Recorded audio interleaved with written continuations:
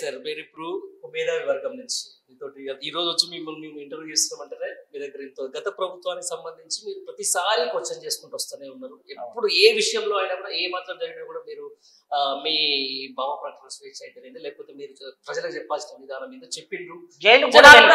జనాలు కూడా దాన్ని యాక్సెప్ట్ చేసిండ్రు. గత ప్రభుత్వం పక్కన పెట్టి ఈ ప్రభుత్వం వచ్చేసారు. ఇన్ని జరుగుతున్నాయి మీ దృష్టికి రాలేదని నేను అనుకోను. పాలమాకుల పాఠశాలకు సంబంధించి అయితేనేది లేకపోతే అక్కడ ములుగు జిల్లాలకు సంబంధించిన అయితేనేది మొన్న మన భువనగిరి దగ్గర 2 స్టూడెంట్స్ సూసైడ్ చేసుకుంటే అయితేనేది లేకపోతే వేరియస్ దగ్గర నుంచి ఇవన్నీ నెలకు ఒక దగ్గర ఎక్కడ దగ్గర జరుగుతుంది. వాళ్ళు తిండి కోసం రోడ్లు ఎక్కుతున్నారు. ఆ తర్వాత మా అస్తిత్వం కోసం మమ్మల్ని గుర్తు కులం పేరుతో తిడుతున్నామని చెప్పేసి బయటకు వస్తున్నారు సార్. అట్లాంటి పిల్లలకు సంబంధించిన ఈ రోజు వరకు మీ మేధావి వర్గం కాసిం సార్ అయితేనేది, కోదండ రెడ్డి సార్ అయితేనేది లేకపోతే ఆకునూరు మురళి సార్ అయితేనేది సపోర్ట్ చేయట్లేదు. ఎందుకు నేను నాకు వచ్చాను కదండి, జనం అడుగుతున్నారు పెట్టుకోవచ్చు, మీరు సమాధానం చెప్పి తీరా. నేను గురుకులాల్లో జరుగుతున్న విషయాల మీద ఆంధ్రజ్యోతిలో వ్యాసమే రాశాను, మీరు చూడలేదు. ఆంధ్రజ్యోతిలో రాశాను. ఓకే. తర్వాత ఒక 3-4 ఛానల్స్ మాట్లాడాను గురుకులాల మీద. నేను ఆ ప్రభుత్వమైనా ఈ ప్రభుత్వమైనా నేను కోదండరామన్ గాను ఎమ్మెల్సీ కావడానికి ఓకే నేను ఇంకెవరో కాదు, నేను ప్రజల పక్షం నిలబడి మాట్లాడేటోని. నేను ఒక విప్లవ రచయితని, విప్లవ రచయితల సంఘంలో సభ్యుడిని. కేసీఆర్ ప్రభుత్వం నేను తెలంగాణ ఉద్యమంలో పాల్గొన్నా, నాయకత్వం వహించిన. కేసీఆర్ కన్నా ముందు తెలంగాణ ఉద్యమంలో ఉన్నా. కానీ తెలంగాణ వచ్చిన తర్వాత నన్ను కేసీఆర్ తీసుకెళ్లి జైల్లో పెట్టాడు. ఓకే.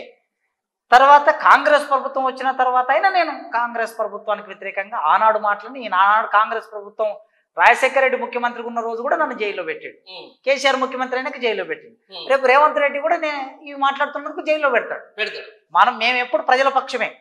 కనుక గురుకులాల్లో ఇవాళ జరుగుతున్న సమస్యలన్నీ, మన ప్రధాన స్రవంతిలోకి వస్తున్న సమస్యలన్నీ ఇవాళ వస్తున్న సమస్యలే కాదు. నేను చెప్పదలుచుకున్న విషయం అది.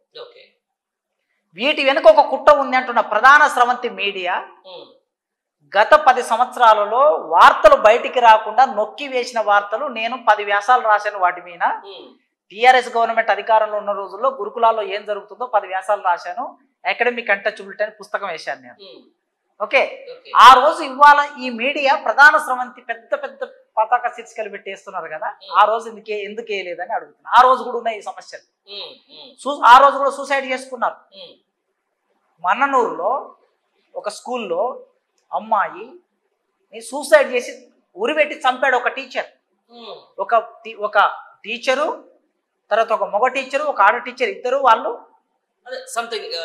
ఉండరాని పద్ధతిలో ఉన్నప్పుడు ఈ అమ్మాయి చూసిందని ఉరిపెట్టి చంపారు. మందకృష్ణ దాని మీద పెద్ద పోరాటమే చేశాడు. ఏం చేశారు ఆ రోజు? అంటే ఈ విషయాలు అనేవి ఆనాడు బయటికి రాకుండా మీడియా తొక్కిపెట్టింది. మేము మాట్లాడుతున్నాం, ఆనాడనే మాట్లాడినాం, ఈ రోజు కూడా మాట్లాడుతున్నాం. ఆ రోజు కూడా టీచర్ల మీద అనేక రకాల టీచర్లు విద్యార్థులను వేధించిన సందర్భాలు, పిల్లలు కొట్టుకొని లింగాల అనే మండలం ఉంది నేను చదువుకున్న స్కూల్లే, పిల్లలు కొట్టుకున్నారు. సరే, ఆ వయసులో ఉన్న పిల్లలు ఏవో ఘర్షణ జరిగింది. ఘర్షణ జరిగితే సమస్య ఏమిటో మూలాలు చూడకుండా ఆ రోజు డ్యూటీలో ఒక ఫిజిక్స్ లెక్చరర్ ఉంటే ఫిజిక్స్ లెక్చరర్ సస్పెండ్ చేశారు. ఇప్పుడు ఒక రూమ్లో పిల్లలు ఉంటారండి, రాత్రి 11 గంటలకి స్టడీ అవర్స్ అయిపోతాయి, 10 గంటలకి వెళ్ళి పడుకుంటారు. వాళ్ళు పడుకున్న తర్వాత లేచి కొట్టుకుంటే ఈ ఫిజిక్స్ టీచర్ కారణం ఎట్లయితాడు? అంటే వ్యవస్థలో ఉన్న సమస్యలు ఏవైతున్నాయో, అంటే ఒక ఫిజిక్స్ టీచర్ను సస్పెండ్ చేసి ప్రిన్సిపాల్ సస్పెండ్ చేస్తే పరిష్కారం కాదు కదా. సమస్య లోతుల్లోకి వెళ్ళి పరిష్కారం చేయాలి. ఆ లోతుల్లోకి వెళ్ళి పరిష్కారం చేయకుండా ఆనాటి ప్రభుత్వాలైనా ఈనాటి ప్రభుత్వాలైనా మౌనంగా ఉంటున్నాయి. ఎందుకు మౌనంగా ఉంటున్నాయి అంటే దీని వెనుక కార్పొరేట్ కాలేజీలు, ఇప్పుడు మంత్రులకి, ఎమ్మెల్యేలకి, ఎంపీలకి స్కూళ్ళు ఉన్నాయి, యూనివర్సిటీలు ఉన్నాయి, కాలేజీలు ఉన్నాయి. మరి వాళ్ళ స్కూళ్ళు, వాళ్ళ కాలేజీలు, వాళ్ళ యూనివర్సిటీలు నిండుగా ఉండాలంటే విద్యార్థులు ఇవి దెబ్బతినాలి, గురుకులాలు దెబ్బతినాలి, గవర్నమెంట్ యూనివర్సిటీలు దెబ్బతినాలి. ఆ దెబ్బతీసే కార్యక్రమాన్ని వీళ్ళు మొదలు పెట్టారు.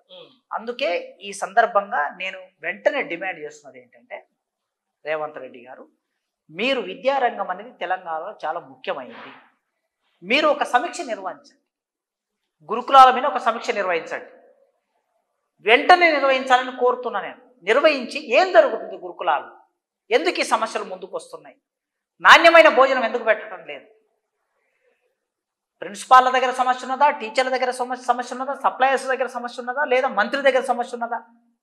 స్వయంగా మీరే మీ దగ్గరనే విద్యాశాఖ ఉన్నది కనుక మీరు వెంటనే సమీక్ష చేయాలని నేను కోరుకుంటున్నాను. రైట్ సార్, ఇది ఒక్కటే విషయం. ఫైనల్ సార్, నేను ఒకటి ఏమంటే, ఇప్పుడు మీరు మేధావి వర్గానికి సంబంధించినటువంటి విషయం, మొన్న మీరు అన్న విద్యా కమిషన్ సంబంధించిన ఎడ్యుకేషన్ కమిషన్ సంబంధించిన ఆకునూరి మురళి గారు ఒక ఇంటర్వ్యూ ఇచ్చుకుంటే ఆయన ఏమంటున్నారు, ఆ రోజు కూడా నేను పోయి కేసీఆర్ అడిగినా నాకు ఇయ్యలేదు, నాకు ఇవ్వకపోతే నేను వ్యతిరేకంగా మాట్లాడకపోతుంది కదా అనవసరంగా అని చెప్పేసి, మీరు వినరా ఆ విషయం? నేను మీ దృష్టికి వచ్చిందా? వినలేదు. నేను డైరెక్ట్ ఆ రోజు కూడా నేను రిటైర్ అయిన తర్వాత డైరెక్ట్ కేసీఆర్ కాడికి పోయిన తర్వాత నాకు విద్యా కమిషన్ ఏమంటే ఆయన నన్ను పట్టించుకోలేదు, అందుకే నేను ఆయన మీద నేను ప్రాపగండ చేసిన, వీలైతే ఎక్కువ మీరు వ్యతిరేకంగా మాట్లాడినా ఈ రోజు నాకు ఇచ్చారు కాబట్టి నేను హ్యాపీ. రేపు పొద్దున ఇదే విషయంలో ప్రొఫెసర్ కాశీం గారు తీసుకుపోయి ఇంకొక మంచి పదవి ఇచ్చింది అనుకో, కేసీఆర్ సంబంధించిన పక్కన పెట్టి రేవంత్ రెడ్డి దేవుడు అయితేనా? మొదలు కాసిం గారికి పదవి ఇస్తే కాసిం గారికి తీసుకోడు. Number 1 sir. నెంబర్ 1 ఇక్కడ ఆకునూరి మురళి గారు పదవి ఇస్తే మౌనంగా ఉండడం, పదవి ఇవ్వకపోతే మాట్లాడటం అనేది ఎవరు మాట్లాడినా సరైనది కాదు. మనకి పదవులతో సంబంధం ఉండకూడదు. సత్యం ఏమిటి, అసత్యం ఏమిటి, మేధావి అనుకున్న వాళ్ళు సత్యం అసత్యాన్నే పరిగణలోకి తీసుకోవాలి. 100%. కేసీఆర్ మాటలు విశ్వసిస్తున్నారు కాబట్టి కేసీఆర్ గవర్నమెంట్ తప్పు చేస్తే తప్పు చెప్పాలి, కేసీఆర్ గవర్నమెంట్ మంచి చేస్తే మంచి చెప్పాలి. రేవంత్ రెడ్డి గవర్నమెంట్ తప్పు చేస్తే తప్పు చెప్పాలి, మంచి చేస్తే మంచి చెప్పాలి. రేవంత్ రెడ్డి గవర్నమెంట్ అధికారంలోకి వచ్చినాక ఎన్కౌంటర్ జరిగింది, నేను ఎన్కౌంటర్ను వ్యతిరేకిస్తూ మాట్లాడాను. మొత్తం తెలంగాణ ఉన్న 10 సంవత్సరాల కాలంలో అంతమందిని ఎన్నడూ చంపలేదు. ఫస్ట్ టైం రేవంత్ రెడ్డి గారు అధికారంలోకి వచ్చిన తర్వాత 6 మందిని తెలంగాణ నేల మీద చంపేశారు. కేసీఆర్ అధికారంలోకి రాగానే 2 చంపారు, ఇప్పుడు 6 మంది. కనుక విధాన నిర్ణయాలు ఏవైతే ఉంటాయో, విధాన నిర్ణయాలు ప్రజా వ్యతిరేకమైనప్పుడు ఖచ్చితంగా మనం మేధావులు ఉన్నప్పుడు సత్యమే చెప్పాలి ప్రజలు. 100%. అందుకే విద్యా కమిషన్ చైర్మన్ అయినా, ఎమ్మెల్సీ అయినా, ఇంకొకటైనా ఏవైనా ఎవరైనా ప్రజలు గమనిస్తారు. 100%. రేపు మనం ఏ పాత్రలో ఉంటాం, ఏ పాత్ర నిర్వహిస్తాం అనేది ప్రజలు గమనిస్తారు. ఇన్ని రోజులు ఏం మాట్లాడాం, ఇప్పుడు ఏం మాట్లాడుతున్నాం. 100%. మనకి విశ్వసనీయత ఎట్లా వస్తుందంటే మన మాట తీరు వల్లనే విశ్వసనీయత వస్తుంది. ఇవాళ ఎవరు అమాయకులు లేరు, మన చేతుల్లో సెల్ ఫోన్ ఉన్నది. సామాన్యుడు, చదువురాని సామాన్యుడు కూడా చూస్తాడు, ప్రతి ఒక్కటి చూస్తున్నాడు. రేవంత్ రెడ్డి ఏమంటున్నాడు, ఆకునూరు మురళి ఏమంటున్నాడు, కాసిం ఏమంటున్నాడు, అరగోపాల్ ఏమంటున్నాడు, కోదండరామ్ ఏమంటున్నాడు, ప్రతి ఒక్కటి చూస్తున్నారు వాళ్ళు. కనుక ఇవాళ ముఖ్యంగా సోషల్ మీడియా అనేది చాలా ప్రధానమైన సాధనంగా మారింది, ప్రభావం వేస్తుంది. ప్రధాన స్రవంతి మీడియా కన్నా సోషల్ మీడియాని ఎక్కువ ఫాలో అవుతున్నారు. అందువలనే పాలకులకి సోషల్ మీడియా అంటే భయం కూడా పుట్టుకున్నది. రేవంత్ ఆ రోజు ఎవరు మోడీ గారు సోషల్ మీడియా వల్లనే అధికారంలోకి వచ్చాడు 2014లో. మొన్న సోషల్ మీడియా వల్లనే ఆయన తక్కువ సీట్లు వచ్చాయి. ఇక్కడ కూడా రేవంత్ రెడ్డి గారు సోషల్ మీడియా వల్లనే అధికారంలోకి వచ్చారు. అధికారంలోకి వచ్చినాక ఎవరికైనా ఇబ్బంది అవుతుంది. ఎందుకంటే అధికారంలోకి రాకముందు దాని విలువేందో బాగా తెలుసు కదా, అధికారంలోకి రాకముందు దాని ప్రభావం ఏందో బాగా తెలుసు కదా, అధికారంలోకి వచ్చిన తర్వాత మళ్ళీ వ్యతిరేకంగా ప్రభావం వేస్తుంది కదా, వేస్తుంది కనుక సహజంగా దాని పట్ల ఒక అనాసక్తో లేకపోతే వ్యతిరేక భావం అనేది వ్యక్తం అవుతుంది.